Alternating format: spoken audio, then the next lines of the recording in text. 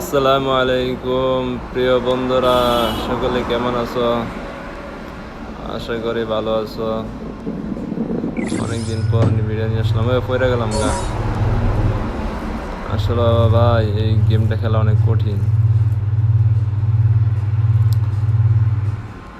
সকলে কেমন আছো অবশ্যই কমেন্টে লিখে ফেলো তাড়াতাড়ি। আর এই গেমটি খেলতে কেমন লাগে অবশ্যই কমেন্টে বলে ফেলো।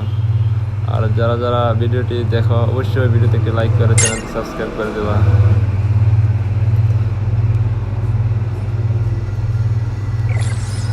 আমি এখন উঠতেছি আকাশের উপরে দিয়ে।